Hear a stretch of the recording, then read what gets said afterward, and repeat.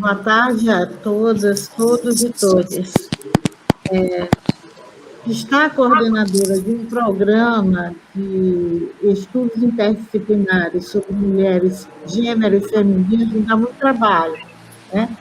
São muitas provocações, muitas pessoas insatisfeitas com essa discussão, que tentam barrar, mas também nos oferece muitas alegrias e também nos potencializa e nos dá a oportunidade para, juntamente com Rebeca Freire Sobral, propor uma mesa como essa, que orgulhosamente nós apresentamos, onde alunos, ex-alunas que cursaram mestrado, que estão cursando, pensando em cursar o doutorado, outros que já estão cursando, apresentam as suas produções, fruto de suas dissertações, de trabalhos desenvolvidos em sala de aula. Então, para mim, que estou aqui apresentando essa mesa, é com muita alegria, porque são trabalhos que eu pude acompanhar de perto e que compartilho e trago para quem está nos assistindo, exatamente para ver a potencialidade do nosso programa, mas, acima de tudo, perceber a qualidade do trabalho dessas meninas e meninos que tem, que me orgulho de estar lendo esses trabalhos. São trabalhos que desenvolvem pesquisas sobre temas importantíssimos, que trazem um panorama da nossa sociedade, são provocativos, são insurgentes, né? Então, eu acho que essa mesa, ela fala por si. Eu não vou perder tempo aqui apresentando o nosso programa. Quem apresenta o nosso programa, quem mostra o quão é importante discutir gênero e feminismos, são essas 5 autoras que estão aqui e que eu vou elencar os trabalhos que vão ser apresentados. É a de Leonélia Pereira, que, com sua alquimia de barro, né, ela trabalha as artes narrativas das mulheres ceramistas da comunidade da Passagem, na Barra, Bahia, que eu já prometi visitar, é só a pandemia acabar. Olá, pessoal, boa tarde. Que alegria estar aqui com vocês hoje. O fato da gente estar numa mesa virtual não diminui a alegria e a emoção de estar reunida aqui numa mesa com tantas pessoas especiais dessa casa que é o PPGNEIM, que é uma casa que nos acolhe, né, com tanto carinho, com tanto afeto e nos dá essas possibilidades de construir não só pesquisas, mas relações, né, de afeto, de amizade que a gente carrega, para além dos títulos que a gente vai colher quando chega, né, na UFBA. Então, começo aqui me apresentando como uma professora, advogada, uma pesquisadora apaixonada por esse tema, né, que eu costumo dizer que muita gente chega na pesquisa e depois descobre como vai trabalhar enquanto profissional. E eu fiz um caminho um pouco inverso, eu comecei a trabalhar e o trabalho me levou para a pesquisa, porque eu fui trabalhar justamente com o enfrentamento à violência contra as mulheres. E aí, isso foi me levando para a pesquisa. E hoje, eu estou aqui para falar dessa pesquisa, que eu costumo dizer que é um ponto fora da curva na minha trajetória como pesquisadora, porque não é a pesquisa da minha dissertação, mas é uma pesquisa que me fisgou com o coração mesmo, na disciplina de Memórias e Narrativas, que a professora Márcia conduziu, junto com a professora Josimara, e foi algo, assim, transformador para a minha trajetória como pesquisadora e como pessoa também, porque é algo, de fato, fantástico, né, mergulhar nesse universo das memórias. Também, para não fugir aos protocolos da nossa querida curadora Rebeca Sobral, eu vou também me descrever. Eu estou aqui no meu ambiente de trabalho em casa, onde eu estou quase criando raiz, porque estou dando aula na graduação e é aqui onde eu passo a maior parte do meu tempo ultimamente. Tem aqui atrás uma estante de livros que tem me dado esse suporte o tempo inteiro, né, para o trabalho como professora.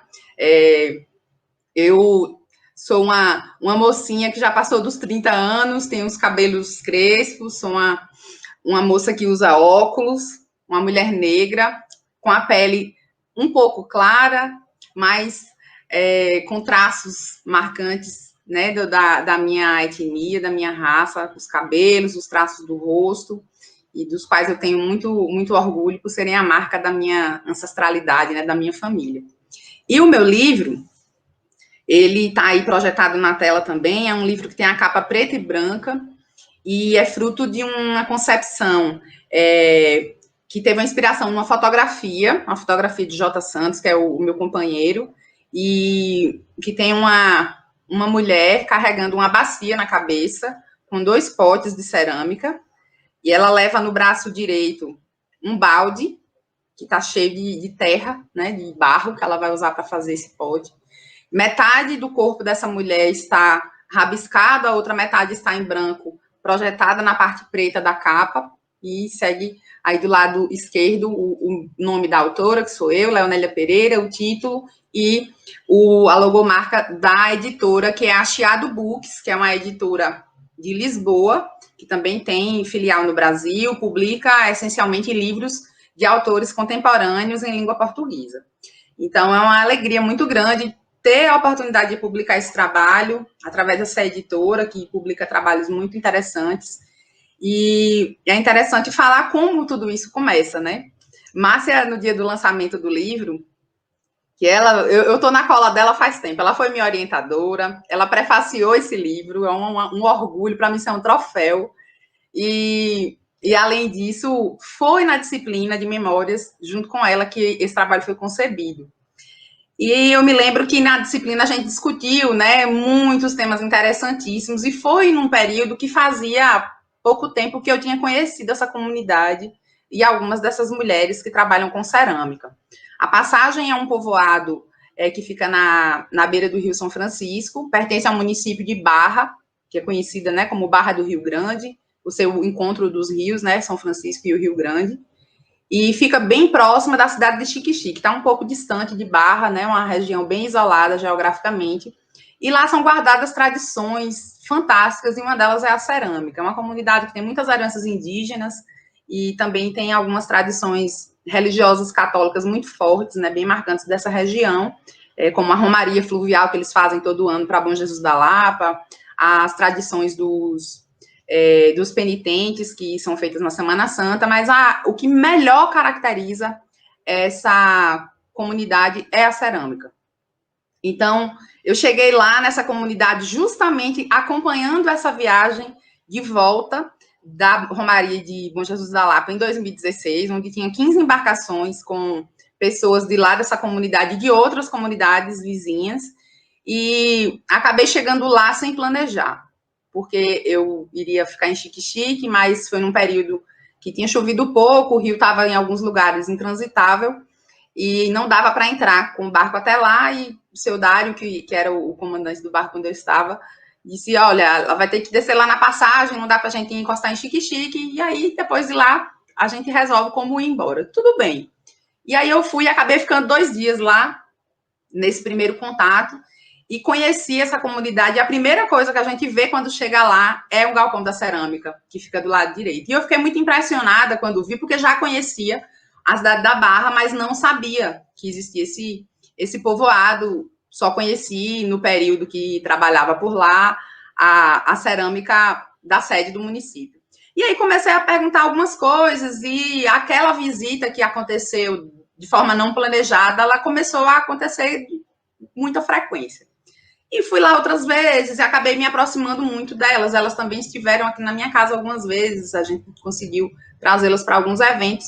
E no meio disso, a pesquisa aparece. Então, eu não fui lá fazer pesquisa. A pesquisa surgiu no momento em que eu estava estudando a disciplina de memórias e percebi que, naquele ambiente, eu já tinha sido presenteada com tantas histórias, com tantas narrativas especiais, e eu aproveitei o momento, né, que estava com toda essa força teórica que veio com Márcia e com Josi, para escrever um pouco sobre elas. E aí esse trabalho foi escrito em 2017, foi feita uma pesquisa de campo onde eu entrevistei 14 dessas ceramistas, algumas que não fazem mais cerâmica, outras que estão em plena atividade, e apresentei primeiro como um artigo no evento, no 20º Encontro da Redor, em 2018, que foi o primeiro momento em que eu apresentei esse trabalho.